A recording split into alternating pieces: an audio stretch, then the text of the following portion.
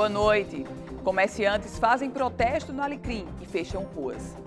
A mobilização aconteceu na manhã de hoje e deixou o trânsito travado no centro comercial da capital potiguar. Rio Grande do Norte chega a 1.095 óbitos pela Covid-19 e taxa de ocupação de leitos apresenta redução nas últimas 24 horas. E você vai ver também. Parnamirim e Mossoró começam testagem em massa através da população como forma de controle da Covid-19. E ainda, se você entrou na turma das compras online durante a quarentena, nós temos dicas sobre seus direitos. Hoje é quinta-feira, 2 de julho de 2020 e o Band Cidade está no ar.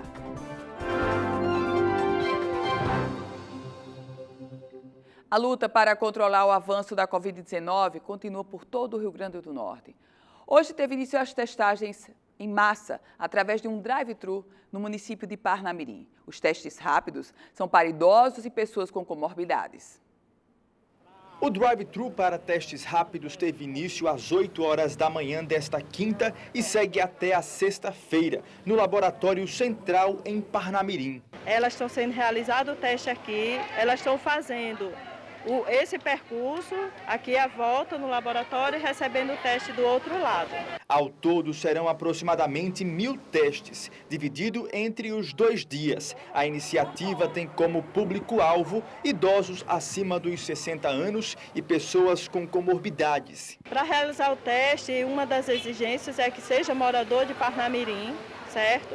E que esteja portando o cartão do SUS ou um documento de identificação.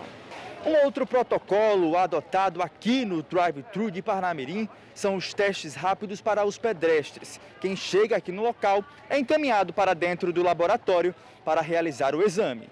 Dona Lourdes chegou por volta das 10h30 da manhã e logo foi encaminhada para realizar a testagem. Eu quero fazer, até mesmo para, se eu tiver, que eu tenho certeza que eu não estou, porque Deus é maravilhoso, me isolar e ficar longe das pessoas. A Prefeitura de Mossoró, segunda maior cidade aqui do Rio Grande do Norte, começou a testagem rápida para diagnóstico da Covid-19 entre comerciantes da cidade que atuam no mercado, popularmente conhecido como Vucu Vucu, e na Feira da Cobal. A campanha vai seguir até amanhã.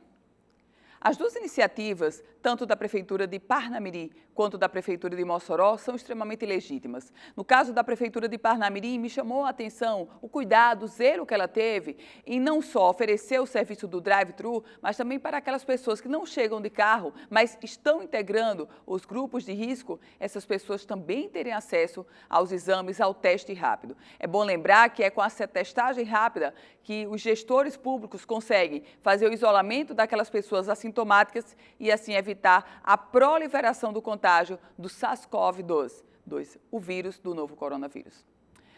Uma confusão foi registrada na manhã de hoje no Alecrim. De acordo com informações preliminares, o motivo seria a abertura de lojas que ainda não estão autorizadas nessa primeira fase da flexibilização da economia. Nas imagens gravadas por celulares, é possível ver a hora em que comerciantes e a população fecham as ruas e gritam palavras de ordem. Caixas e sacos de lixo foram usados na barricada que travou o trânsito. E o Rio Grande do Norte chegou a 32.578 casos confirmados da Covid-19. Os dados da Secretaria Estadual de Saúde apontam que 1.095 mortes para a doença foram confirmadas aqui no estado. Os dados da plataforma Regula RN mostram que o número de solicitações de leitos para a Covid-19 vem reduzindo. Até amanhã desta quinta-feira, a taxa de ocupação no estado era de 91%. Após a Secretaria de Saúde do Estado informar que o Rio Grande do Norte atingiu o pico da Covid-19, dados da plataforma Regula RN, que monitora a situação de leitos, mostram que a solicitação por vagas de internação começou a cair. O pico é quando você tem uma taxa de óbitos, que ele estabiliza, você tem uma taxa de casos confirmados diário que estabiliza, você não está mais aumentando, você entra num platô e depois num decaimento. Depois desse pico, 1, 2, 3, 4, 5, 6, 7, 8, 9 dias consecutivos que você não tem mais uma alta na demanda por pedido de leitos para pacientes Covid. E quando a gente reduz essa demanda, reduz a demanda por leito, reduz a demanda por transporte sanitário, então você vai desafogando o sistema de maneira gradual em todas as áreas do sistema de saúde. A queda na demanda foi registrada tanto nos leitos clínicos como nos leitos críticos. Isso já foi observado ao longo de alguns contatos com outros colegas médicos e também coordenadores das UPAs, que nos relataram diminuição de casos, principalmente para pacientes jovens, e que os casos graves também estavam diminuindo. A gente não observa ainda, do ponto de vista de ocupação desses leitos, uma diminuição expressiva, tanto com relação à sala de situação. Mas, de uma forma geral, a gente tem observado uma diminuição concomitante e que tem se segurando ao longo dos dias de solicitações de pacientes no Regula RN. Até amanhã desta quinta-feira, a taxa de ocupação no Rio Grande do Norte era de 91%, uma redução de 2% de ontem para hoje. Ao todo, o estado tem 242 leitos de UTI públicos monitorados pelo Regula RN. Desses, 22 estão bloqueados. De acordo com informações da plataforma, as vagas não podem ser disponibilizadas por vários motivos, como pela falta de respiradores, de profissionais ou por estarem passando por manutenção. O acompanhamento do desbloqueio desses leitos também é feito pela equipe que gerencia a plataforma. Hoje a gente consegue observar que tem leitos há mais de 10 dias bloqueados, cujo motivo é manutenção. Então, a equipe de regulação, os alunos do Laboratório de Inovação Tecnológica em Saúde que estão aqui, junto com pesquisadores, no enfrentamento com a CESAP, entram em contato com os prestadores e ficam observando esses alarmes que esse sistema emite todos os dias para nós, através de uma sala pública, que a imprensa e toda a população pode também verificar os motivos de bloqueio desses leitos. Nós começamos agora a fase de reabertura e há uma grande expectativa sobre como os números vão se comportar com a reabertura já sendo executada. Uma reabertura planejada, é verdade, mas o comércio, por exemplo, já começou a abrir.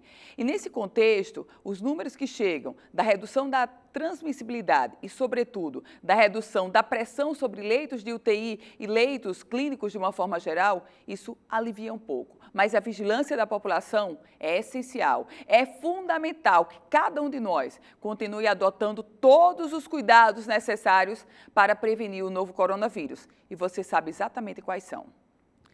O agravamento da situação de violência contra as mulheres decorrentes do período de isolamento social que a gente vive motivou a criação de uma delegacia virtual em defesa da mulher.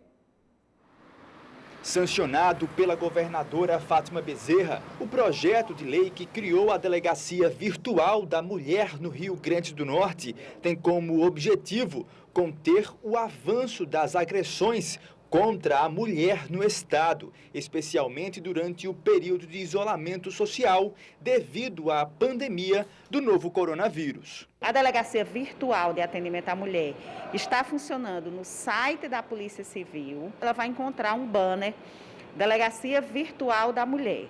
Vai aparecer um formulário onde ela vai responder perguntas e fazer o registro do boletim. Existe uma equipe de policiais que faz a homologação desse boletim. Se a vítima disponibilizar um e-mail ao registrar a denúncia, ela vai receber o boletim homologado no seu e-mail. E esse boletim ele é encaminhado para as delegacias de atendimento à mulher, aonde existem, são em Natal, Parnamirim, Mossoró e Caicó, e nas outras será encaminhada para a população pela delegacia do município. A Delegacia Virtual da Mulher passa a ser um mecanismo para o registro da violência doméstica. O procedimento adotado pela Polícia Civil está em funcionamento desde o mês de junho. A delegada explicou que as mulheres vítimas de violência no interior do estado também estão asseguradas com essa nova ferramenta. Inclusive, no sentido de fazer uma integração com a rede de proteção à mulher no interior do estado, nós estaremos firmando um termo de parceria com a Secretaria Estadual de Assistência Social, bem como com a Secretaria de Mulheres do Estado, para que nós venhamos a promover uma articulação com a Secretaria de Ação Social dos municípios, de modo que essa mulher receba assistência nos locais onde ela registrar o boletim de ocorrência. Interditado há 2 anos, o viaduto construído na BR-101, no sentido Natal-João Pessoa, no município de Goianinha, a 58 quilômetros da capital potiguar, poderá ser reaberto para o tráfego de veículos na semana que vem. O prazo é da própria Superintendência Regional do Departamento Nacional de Infraestrutura de Transportes, o DENIT, e da empresa que está responsável pela obra. A expectativa é de que o viaduto tenha as pistas liberadas no dia 10 de julho, na próxima sexta-feira. O contrato com a empresa foi assinado em julho do ano passado. O orçamento inicial, R$ 1.700.000, vencida pela empresa Jato Beton Engenharia. Após reajustes previstos, o contrato recebeu um aditivo de R$ 264.000, o que levou o valor da obra para pouco mais de R$ 2 milhões. Aliás, aquela obra todo ano fazia aniversário. O aniversário desta obra parada. E há um aspecto muito curioso. Aquele viaduto, em menos de 5 anos de ter sido concluído, ele já apresentou uma grande rachadura e foi interditado. A pergunta que eu faço é, quem vai pagar essa conta sou eu e você? Esses R$ 2 milhões, nós que vamos pagar a conta? Não seria o caso de entrar com uma ação retroativa, regressiva, contra a empresa que fez aquela obra e deixou frágil, já que com menos de 5 anos de uso, o viaduto estava rachado? 2 aspectos me chamam a atenção. Esse fato do viaduto ter apresentado problemas menos de 5 anos depois de ter sido concluído. O outro, o fato dele ter ficado parado 2 anos e a obra só ter sido retomada ano passado. E a gente vai agora a Brasília conferir as notícias do dia no Congresso Nacional. Quem tem as informações é Napoleão de Castro. Boa noite para você, Napoleão. Amigos do Band Cidade, nesta quinta-feira a gente retorna da capital federal com um balanço de informações na capital brasileira. No acompanhamento, para você, nosso telespectador. Câmara Federal aprovou na noite desta quarta-feira, em primeiro e segundo turno, o projeto que define a data das eleições municipais deste ano para 15 de novembro, primeiro turno, 29 de novembro, o segundo turno, mantendo o projeto que já havia sido aprovado em primeiro e segundo turno no Senado da República. Na manhã desta quinta-feira, o presidente do Congresso, Davi Alcolumbre, e o presidente da Câmara, Rodrigo Maia, estiveram numa solenidade no Salão Verde da Câmara Federal, onde puderam promulgar esta decisão, que agora passa a valer para as eleições municipais deste ano. MP 934 em votação na Câmara Federal. O tema central é a antecipação da formação de profissionais de saúde que estão em fase de conclusão para poderem contribuir no trabalho do país no combate ao coronavírus. Uma das categorias importantes, que são os odontólogos, em todo o país, estavam ficando de fora, os profissionais de odontologia, mas uma emenda buscou incluir esses profissionais. Líder dos democratas na Câmara Federal, o deputado Efraim Filho falou da defesa pela liderança dessa tese no projeto na Câmara Federal. Essa semana está na pauta a medida provisória 934, que trata da antecipação da formação de várias carreiras da saúde, para poder contribuir no combate ao Covid-19. Mas faltou uma, a odontologia ficou de fora.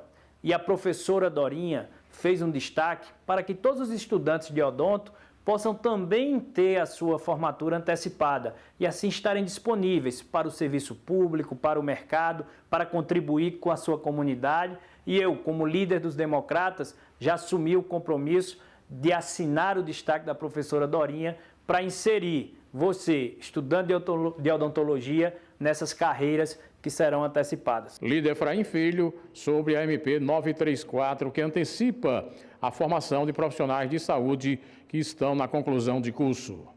Napoleão de Castro, de Brasília, exclusivo para o Band Cidade. Obrigada, Napoleão. O adiamento da eleição nos chamou a atenção. Estava previsto, já estava sendo construído. Agora há um aspecto. Com a eleição lá em novembro, a fase de pré-campanha se torna muito maior. E aí, com certeza, a Justiça Eleitoral vai precisar estar também muito mais vigilante para coibir a propaganda eleitoral antecipada. E ainda falando sobre política, a Câmara Municipal de Patu, cidade do Alto Oeste do Rio Grande do Norte, votou e aprovou um projeto de lei que reajusta o salário de vereadores e secretários, além de dobrar os vencimentos para os cargos de prefeito e vice-prefeito da cidade. O O projeto foi sancionado pelo prefeito Rivelino Câmara, do MDB. Constitucionalmente, no último ano de mandato, as câmaras municipais devem definir as remunerações para os cargos de vereadores, gestores e vice-gestores municipais que assumirão os postos no mandato seguinte. A Câmara Municipal de Patu dobrou o salário do prefeito. Prefeito que agora vai passar a receber R$20 mil. Só para você ter uma noção, Patu tem 15 mil habitantes. O prefeito vai ter um salário de R$20 mil. O Rio Grande do Norte tem 3,5 milhões de habitantes. A governadora tem um salário de R$21 mil. A Câmara Municipal de Lagoa Salgada aprovou um reajuste para o prefeito de lá, quase 60%. O salário agora do prefeito de Lagoa Salgada, com 7.500 habitantes, o salário de R$19 mil. Reajustou também de vereador, de secretário, de vice-prefeito. E eu fico me perguntando se esses vereadores, eles não têm vergonha. E eu fico me perguntando se esses vereadores, eles não têm nenhum sentimento de humanidade e de responsabilidade sobre o povo daquela cidade. Afinal de contas, estamos todos vivendo um momento de extrema excepcionalidade e de crise econômica. A renda da população está reduzindo. E os vereadores surfando na canetada e dobrando o salário. Que absurdo. E vamos conferir agora a previsão do tempo para amanhã, sexta-feira, em parte da região Nordeste. As informações são da Somar Meteorologia. Olá, muito boa noite também a todos que nos acompanham.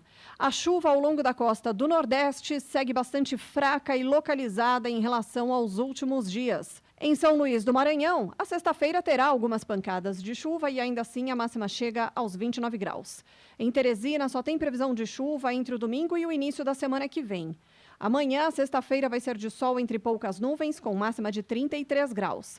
Natal tem previsão para pancadas de chuva hoje e nos próximos dias e vai fazer 29 graus amanhã à tarde. Em Recife, também tem previsão de chuva na forma de pancadas e a máxima prevista para sexta-feira é de 27 graus.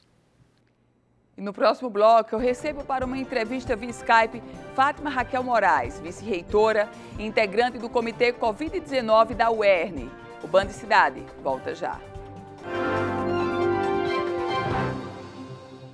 De volta com o Band Cidade. E eu recebo para uma entrevista via Skype a professora Fátima Raquel Moraes, vice-reitora e integrante do Comitê Covid-19 da UERN, da Universidade Estadual do Rio Grande do Norte. Vice-reitora, muito boa noite, bem-vinda ao Band Cidade. Boa noite, Ana, boa noite, telespectadores do Band Cidade. É um prazer estar aqui como representante do comitê, como representante da universidade, para falar um pouquinho para vocês sobre a nossa UERN, né, que é do nosso estado. Pois é, a gente começa essa nossa conversa falando sobre uma recente decisão do comitê, da qual a senhora faz parte, o comitê que definiu pelas aulas não presenciais da UERN, ou seja, por continuarem suspensas essas aulas presenciais. O que levou a essa decisão do comitê, professora? Bem, Ana, eu gostaria de historiar só um pouquinho, né, o papel do comitê. O comitê foi instituído logo no começo da pandemia do nosso estado, inclusive antes do primeiro decreto do governo estadual, né, no dia 13 de março, nós instituímos o comitê para que ele nos orientasse tecnicamente acerca das ações que a universidade deveria tomar. Na sequência, uma das primeiras orientações acatada por nós foi a suspensão das atividades presenciais, que para muitos naquele momento se caracterizou como precoce, mas posteriormente, né, para nós se configurou como sensata, responsável e a decisão mais certa a ser tomada naquele momento, tendo em vista que o primeiro caso de óbito em Mossoró foi decorrente de um professor nosso, Então, o comitê, desde que ele foi instituído, ele tem atuado nesse assessoramento das questões mais técnicas relacionadas à situação da pandemia no Brasil e no nosso estado. E, além desse comitê, tem uma comissão que foi formada, que é a Comissão Especial de Trabalho, que vem orientando todo o caminho para que a gestão possa retomar essas atividades. Então, esse comitê, numa das suas reuniões, e fazendo uma avaliação do cenário no nosso estado, né, bem como de toda a dinâmica da nossa instituição, orientou a universidade a, nesse momento, manter o resguardo e a segurança da sua comunidade, não retomando as atividades presenciais e sugerindo que a Comissão Especial de Trabalho apontasse para o ensino remoto e uma avaliação contínua desse cenário. Por quê? Porque vivemos hoje um cenário que não é tranquilo ainda. Nós sabemos que a pandemia ela está vivendo altos e baixos, né? E qualquer retomada que não seja de forma segura, ela pode ocasionar um aumento considerável no número de casos, consequentemente colapso no sistema de saúde e mais morbidade, né? Mais mortalidade para a nossa região. Então, de posse desses argumentos do comitê, que tem infectologistas, que tem profissionais estudiosos da área da pandemia, né, nós recomendamos à comunidade, recomendamos essa comissão especial de trabalho que atendesse às recomendações do comitê.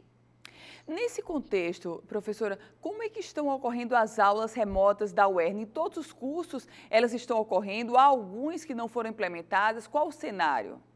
Não, nós nesse momento estamos tendo atividades remotas da nossa pós-graduação, bem como atividades remotas das atividades de extensão, de pesquisa e atividades de ensino pontuais. Estamos discutindo, né, como muitas outras universidades no Brasil, a perspectiva de implantar um calendário suplementar ou de retomar o calendário acadêmico, no caso, nós começarmos o semestre 2020.1. Então, essa discussão está sendo feita nessa comissão especial de consulta, né, que será posteriormente apreciada pelo nosso Conselho de Ensino, Pesquisa e Extensão. E esperamos, muito em breve, a gente ter a definição desse cenário. O formato que iremos retomar, né, enquanto atividades de ensino na nossa graduação, nos próximos dias. A senhora acredita, no caso, quando as aulas foram suspensas, o semestre já era o 2020.1 ou ainda estava com a aula atrasada, professora? Não, iríamos regularizar o calendário. Foram suspensas dia 15 de março e nós estávamos encerrando, tínhamos aproximadamente 90% do semestre 2019.2 concluído. Então, a gente terminou esse semestre remotamente. O início do semestre 2020.1 seria no dia 6 de abril. Mas, em decorrência da pandemia, né, não é só uma prerrogativa da UERN, em nível nacional, todas as universidades, de um modo geral, as universidades públicas, estão com suas atividades suspensas e discutindo como a gente pode pensar esse retorno, tendo em vista que temos dificuldades de acesso à internet, dificuldades dos nossos alunos em terem recursos tecnológicos que deem suporte adequado para que eles possam participar dessas atividades remotas. Temos um contexto de pandemia que está gerando, além do adoecimento em si causado pela doença, gerando também adoecimento mental. Nós temos alunos que, se não têm comorbidade, mas vivem com pessoas que têm comorbidade. Então, todo esse cenário tem sido avaliado. Queremos, o mais brevemente possível, apresentar uma proposta para retorno, mas uma proposta que seja segura e que atenda a toda a nossa comunidade. Não podemos deixar ninguém de fora nesse momento. O governo do estado está trabalhando na expectativa de 17 de agosto retomar as aulas da rede estadual. A senhora acredita uma data razoável também para a UERN ou não?